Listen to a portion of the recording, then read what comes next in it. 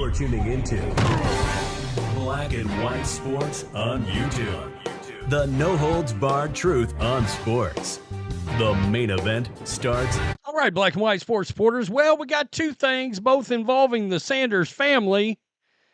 One of them tells you all you need to know about what they think of how this process played out in regards to Deion. Look, Deion is largely responsible for how this went. And what I mean by that is he overvalued where it was that Shedeur was setting. It's amazing to me that none of these draft pundits went to Deion and said, look,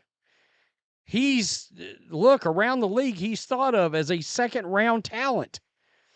And I also heard, it was coming out before the draft, that half the league didn't even have him on their board.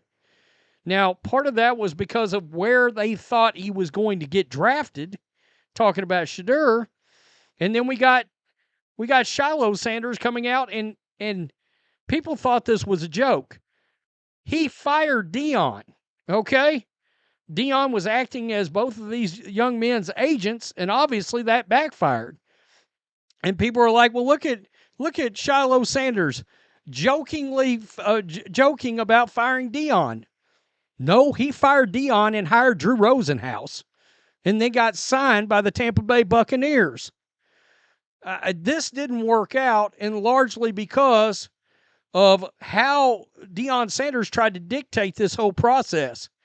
He did not give these kids the right advice at all in this process, and based on the talent and evaluation level where they stood. The fact is, Shedeur should have thrown at the combine and should have put his absolute best attitude and foot forward throughout the entire interview process. Should have studied, so when he went in with Brian Daboll, he knew what the hell was going on. And if Daboll called him out, he shouldn't have put himself in a situation where he was squabbling with an NFL head coach that picked number 3 overall in the draft. It's a nightmare. And now Boomer Esiason is coming back out. And look, Boomer knows everybody. He knows everybody because of his years as an analyst and as a player. And he dropped a bombshell this morning on WFAN about NFL owners. They took him off. And they took him off because the owner said, take him off.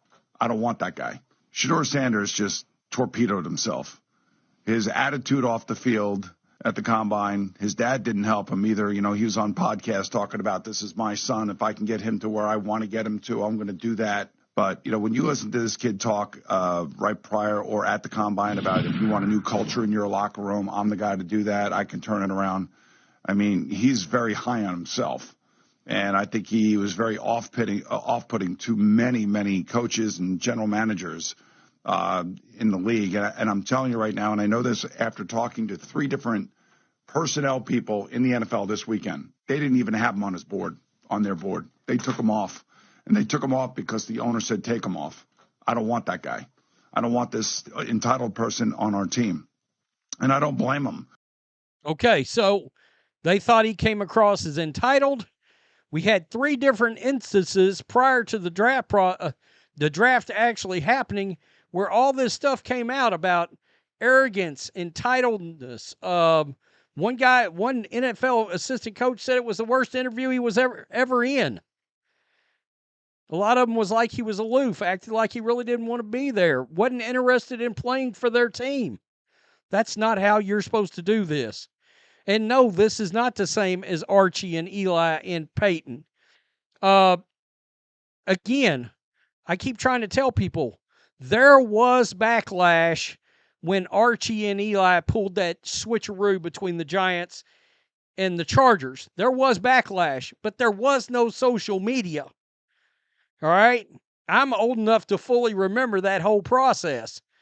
That wasn't just received all that well. But there was no Twitter. I mean, no Instagram, none of these social media platforms for people to go to immediately and voice what was going on and how they felt about it. So, right here, everybody thought this was a joke. Shiloh Sanders fired his father, Deion Sanders, and hired an agent before signing with the Bucs. And this is crazy. Shiloh seemingly learned a valuable lesson from his brother Shedeur Sanders' NFL draft slide. Maybe his father, Pro Football Hall of Famer Deion Sanders, was not the best agent. While hosting a Twitch live stream on Saturday during the 2025 NFL Draft, Shiloh Sanders told his viewers after starting the draft process with his dad representing him, he signed with an agent. Quote, "Our dad was our agent," Sanders said, referring to his brother Shedeur and himself, "but that wasn't working out too good. So today I had to sign with an agent." Wow. Wow. And a lot of people thought he was joking, right? No. Right here. This is an official post from Drew Rosenhaus. "Welcome to the family, Shiloh Sanders." I mean, seriously. This guy says, so it wasn't a joke. No. No, he signed with him. And it was because of all the wrong things that led Shedeur and him and Shiloh down this road. I mean, seriously.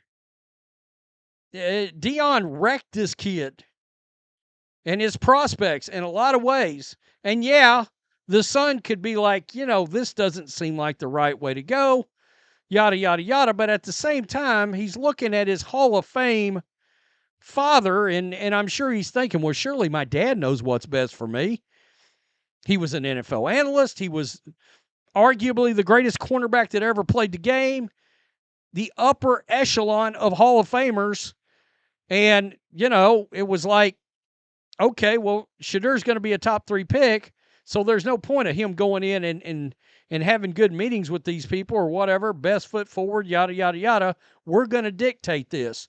No, the NFL said, the hell you will. What's that Jason Bateman meme out there? The F you are. No, the NFL sent a real message. You heard what Boomer said. 3 owners said, take the sumbitch off my board. I mean, that's all there was to it. Take him off my board. I'll be the first to tell you, should he have went ahead of Dillon Gabriel? Yeah, he should have. All right? I can say a lot of things. I don't love the attitude part and the entitledness or any of that. But he should have probably went in the 2nd or 3rd round, I would guess. All right? I was shocked by how far I knew something was amiss when the Steelers did not take him, I believe, at 83. I thought, uh-oh. Oh, shit, this could be a real slide. And even at that, he's talking about owners. I will say this, and I said it yesterday. I think Jimmy Haslam forced that pick on Andrew Berry and Kevin Stefanski because they both looked mad as hell in that draft reaction video right after they took him. Andrew Berry looked like he was ready to set a bomb off. By the way, I did kind of crush the Browns for their draft. Their draft was pretty good, but you can't draft a quarterback in the 3rd and then take another one in the 5th like that. You got to get a starting player in the 3rd round. If they'd have taken Shedeur in the 5th and Gabriel in the 7th, I'd have been fine. The rest of their draft pretty good, frankly, and they got them draft picks back too. So, that's something. But their quarterback room is now sort of a mess. Look, Shedeur's, if he will go in, put his head down, be humble, and work his ass off, the kid's got a chance. He does.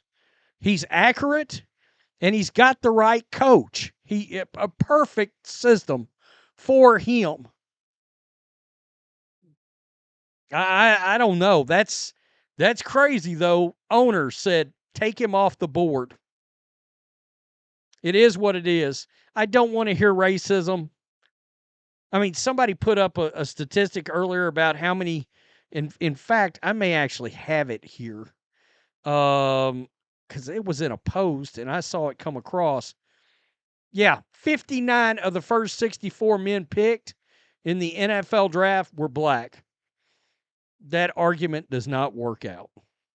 Sorry, not sorry. Tell me what you think. Peace. I'm out. Till next time. Thanks for watching the show.